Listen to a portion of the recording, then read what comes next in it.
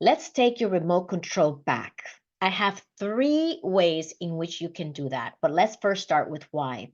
When we are interacting in our business life and our personal life, it's very easy to get triggered, to react to people, to lose it, to feel like you're out of control, that the day takes over. The minute you wake up, you look at your phone and you see the email that came in, the report that was requested, the client who needs something, the manager who is asking you to provide something new.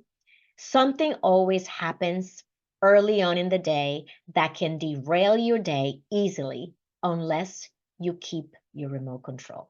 So when we give away our remote control, we are technically giving away our power. Our power comes from knowing who we are, how we serve, who we serve, our values, our needs, and those of others. That is our power. Being able to show up in the way you want to show up to those people who you happen to collaborate with, to do business with, and to live with. So when we keep our remote control, we keep our peace, we are grounded, we can be our best selves, whether that's someone who's patient, empathetic, caring, whatever values you uphold. That's the importance of keeping your remote control. So there are 3 specific ways that I'm going to share with you today in this brief training that you can keep your remote control. The first one is look to respond versus react. I was just sharing with our Fearless Leadership Mastermind, and I asked them, who are you becoming? And when we came back from the breakout and we were sharing who they are becoming, the number one theme is that they're becoming more confident. They're also becoming more self-aware of who they are, how they contribute, what is the value they bring, as well as those areas that we feel not so proud about. When we respond versus react, we understand who we are. We also understand who people are around us. We have that emotional intelligence piece, the self-awareness piece, and the social awareness piece. And we choose how we want to proceed based on what's happening. Several of the ladies in our mastermind shared that they are becoming less emotional. And that means that when you are responding, you're not letting your emotions take over, which is usually what happens when we react.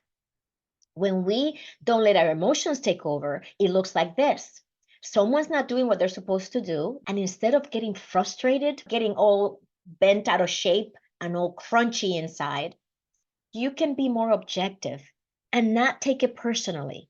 So it's a combination of using all the tools that we teach you in the mastermind to become more self-aware, to also respond to the situations because you notice when you're getting triggered. And the power of being self-aware is that once you notice the trigger, you then say, oh, I am noticing that I'm getting angry at this behavior. And then you get to reset immediately and say, okay, this is how I'm going to approach it, versus blowing up and getting angry and tarnishing your personal brand and not being the caring person that you know you can be, and not being the patient and empathetic human that you know you have within you. That's the value of responding versus reacting. And that's one way to take your remote control back. Another way to take back your remote control is to make sure that the time that is valuable and important to you is sacred, and you create healthy boundaries around that time. So you keep your remote and no one can blow through that time. So for me, that's a challenge. And for many of our members, that's a challenge because when we are high performing and talented, we want to be there 24/7. And it almost goes against every fiber of our being not to respond to something that comes in at 8 o'clock at night or early in the morning because we want to show we're on it. It's also our personality. Who are we kidding? We're type A personalities.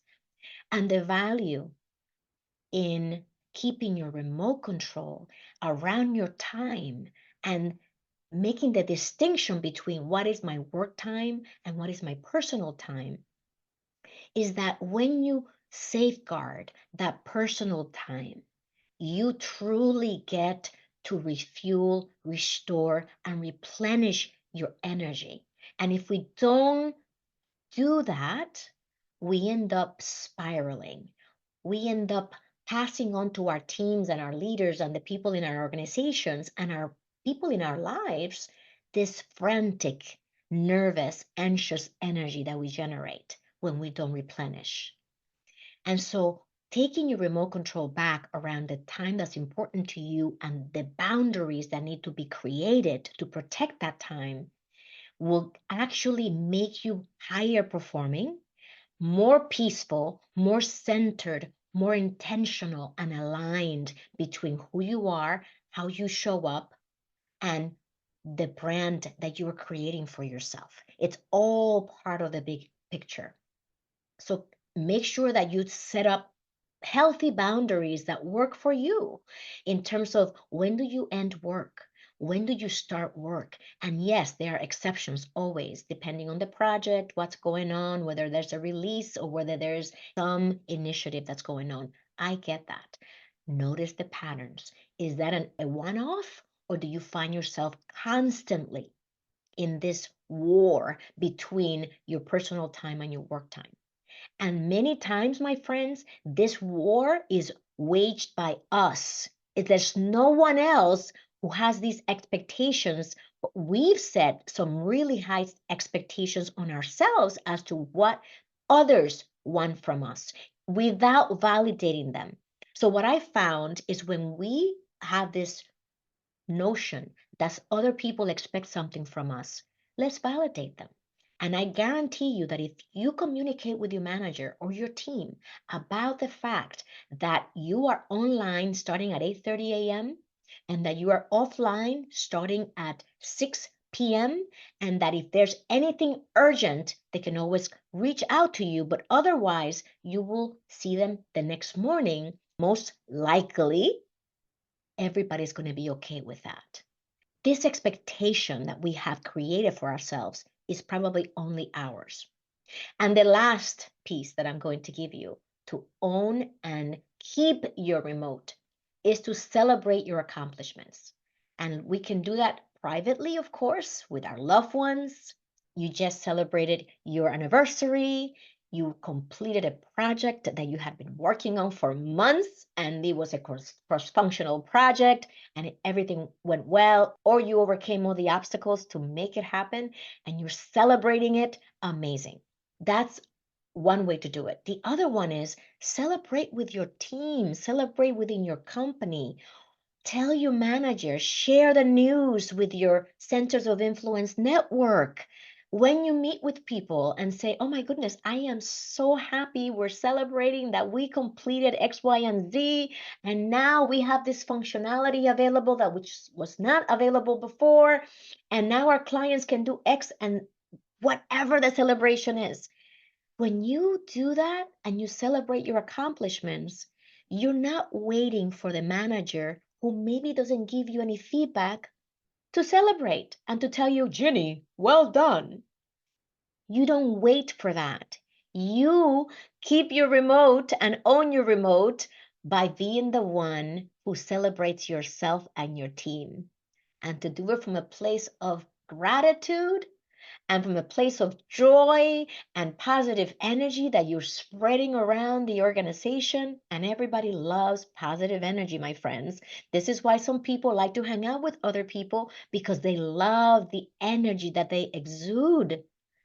So be that person by celebrating your accomplishments. And I guarantee you that you have so many of them. We get so conditioned to not celebrating that the thought of celebrating may give you little like, Ginny, what are you talking about? We don't do that at my company.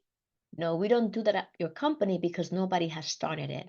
But I bet you that if somebody starts it, it will be celebrated. So, this is what we're talking about, owning your remote. So, remember, respond versus react. Safeguard your time that's meaningful and important to you by creating healthy boundaries around work and personal life. And celebrate your accomplishments, my friend. If you don't, who will? So let's not leave it to chance. Let's do it ourselves.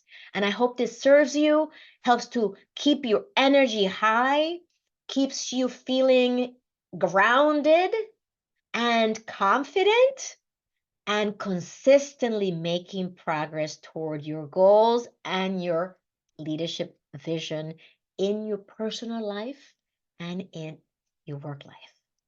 Live with purpose, live with joy. And if you want to connect with us, you can always find us at callwithginny.com. And if you want to check out what we're up to, go to executiveboundevents.com.